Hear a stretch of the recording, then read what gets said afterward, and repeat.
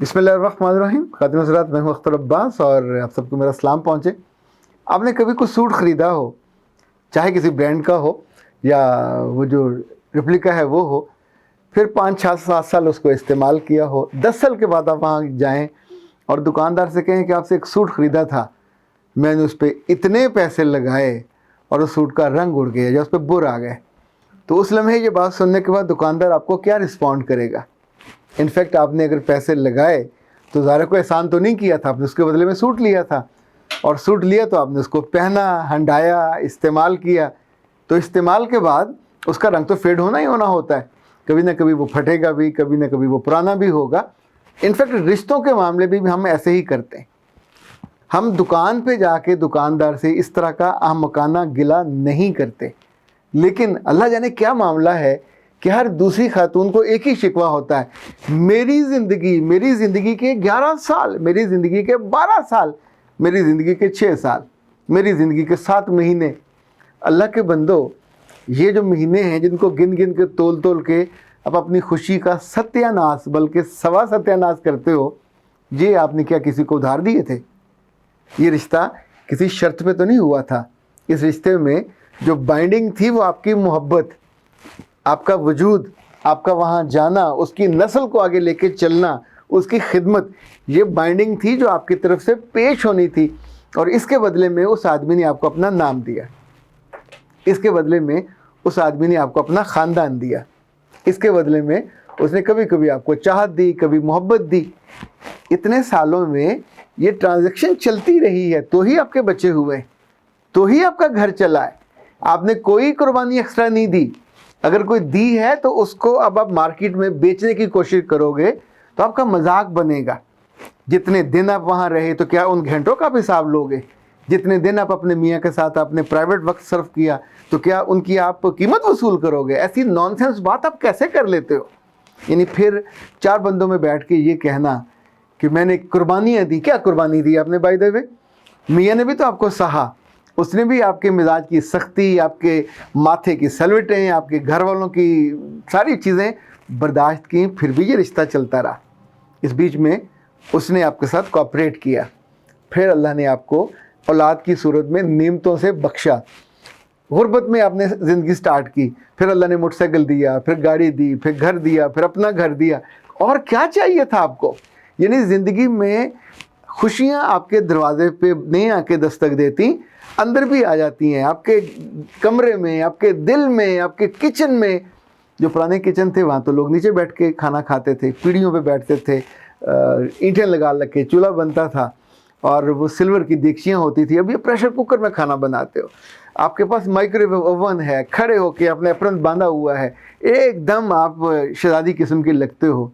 کسی بات پہ خوش ہونا نہیں آتا. نہ کیا کریں ایسے. یہ دلیلیں آپ دوستوں کو دو، عزیزوں کو دو، یا ماں باپ کو دو، یا کسی اور جگہ جا کے دو. یہ ہمدردی حاصل کرنے کا بہت نکارا نکما طریقہ ہے.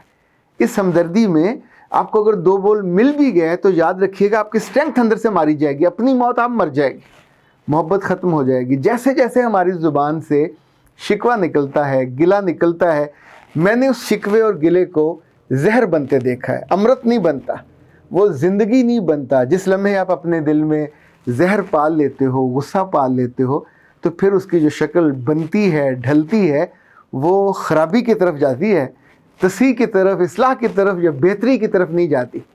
ایک بات اور یاد رکھیے گا، جیسے عدالتیں کبھی کبھی پولیس والوں سے کہتی ہوتی ہیں کہ ہاؤ ڈیئر، تم نے کیسے خود ہی فیصلہ کر کے انصاف کر دیا، اس کو گولی مار دی. تمہارے ذمہ تو فیصلہ کرنا تھا ہی نہیں، تمہارے ذمہ انصاف کرنے کا کام سونپا ہی نہیں گیا. تمہارے ذمہ جو کام تھا تمہیں وہ کرنا چاہیے. انصاف کرے گی تو عدالت کرے گی، چھوڑ دے یا پھانسی چڑھا دے. اسی طور پہ جیسے یہ کلیئر کٹ لائنز ہیں، کلیئر کٹ کرائٹیریا ہے، ایسے ہی زندگی میں لڑکی کا رول الگ ہے، لڑکے کا رول الگ ہے. دونوں میاں بیوی بننے کے بعد عورت کو اگر یہ سمجھ نہیں آتی اور وہ ڈنڈا لے کے محتسب بن جاتی ہے اپنے میاں کی، اپنی ساس کی، اپنے سسر کی، اپنے دیور کی، اپنے جیٹھ کی، ایون اپنے ذاتی بچوں کی، آپ ہر لمحے ڈنڈا لہرا رہے ہو اور ان کا احتساب کر رہے ہو، تو شٹ اپ کال تو آپ کو آئے گی. इस शटअप कॉल की नौबत नहीं आनी चाहिए। सेंसिबल लड़की वो होगी जो अपनी पोजीशन को जाने। जब आप बीवी होते हो तो भी, जब आप माँ बन जाते हो तो भी। आम तौर पे माँ बनने के बाद तकब्बर थोड़ा ज़्यादा आ जाता है, माँ बनने के बाद थोड़ा आसरा ज़्यादा हो जाता है, अल्लाह कम हो जाता है, औलाद की मोहब्बत ज़्यादा हो जाती है। उन्हें औलाद पे आसरा होता है, औलाद पे टेक लगाने का होता है, मेरा बेटा, मेरे बेटे अब ये बड़े होंगे, ये बेटे किसी के नहीं हुए, आज तक तो कभी किसी के हुए नहीं है। अल्लाह माफ़ करे, मैंने इन बेटों के हाथों माँ बाप को, सेठों को रुलते देखा है, चूँकि माँ ने उनको बाप की मोहब्बत में नहीं डाला, नफ़रत में अपने साथ जोड़ के पाला। जब बाप बूढ़ा हुआ, बाप बीमार हुआ, इन बदबख्तों ने एक घर में नहीं है बेशुमार घरों में उस बाप को बोझ समझा। जिसने पढ़ाया, जिसने नौकरियां दिलवाई, जिसने घर बना के दिए, जिसने गाड़ियां दी, उसकी बीमारी पे इनको 4 पैसे खर्च करते हुए तकलीफ़ होती है। वो नॉर्मली वहाँ से छोड़ के चले जाते हैं कि बूढ़ा मरता क्यों नहीं है। और उस घर में कमतर हिस्सेदार की बच्चियाँ, लड़कियाँ, बेटियाँ, मैंने ऐसी बच्चियाँ भी देखी हैं जिन्होंने अपनी ज़िंदगी के 8-8, 10-10 साल बर्बाद नहीं किए, इन्वेस्ट किए अपने बाप के या अपनी माँ पे, जो बिल्कुल बेसहारा, लागर और लाचार और मजबूर थे। आप क्या उनको बुरा कहोगे? इनफैक्ट ये जो बाइंडिंग थी, उन्होंने अपना जो रोल, उनकी खुशियाँ थी, उनको रोका और इस रोल में आ गए, सर्व करने के रोल में। दुनिया में शायद थोड़ा नुकसान हो गया हो, लेकिन उनका आखिरत में नुकसान नहीं होगा। उस माँ की, उस बाप की दुआओं से ये हो नहीं सकता कि वो बाकी बहन भाइयों से पीछे रह जाए। कहीं आने वाले दिनों में ये लेट निकलती है। लेट निकलने से परेशान मत होइए। जब ट्रेन कराची जा रही हो और खानेवाल तक लेट हो जाए 1-1.5 घंटा, तो फिर खानेवाल से बहावलपुर, खानेवाल से सखर तक उसकी रफ्तार तेज़ होती है। इसको कहते हैं लेट निकालना, तो वहाँ तक जाके टाइम को कवर कर लेती है। ज़िंदगी में कभी आप कुर्बानी देने लगो तो फिर लेट रब निकालता है। अच्छा, उस कुर्बानी का कभी तमगा नहीं सजाना चाहिए। वो जो आपने अपनी माँ के लिए किया, वो जो बाप के लिए किया, या कभी अपने बहन भाइयों के लिए किया, जहाँ भी आप करोगे, कुर्बानी दोगे, तो ये तमगा आपकी नीयत का है। अल्लाह के यहाँ इसका अजर आपको मिल जाएगा। लेकिन मेरा तो मानना ये है कि यहाँ भी आपको मिल जाता है। पर अगर आपने उसके बदले में तोक़ुआत रखी कि अब बाकी सारे आपको महान मांगे और बाकी आपको इंसान भी ना माने, पुरुष ना माने, बल्कि महापुरुष माने, तो नहीं मानेंगे। ये सारे आपके एहसानों को जूते की नोक पे रखेंगे।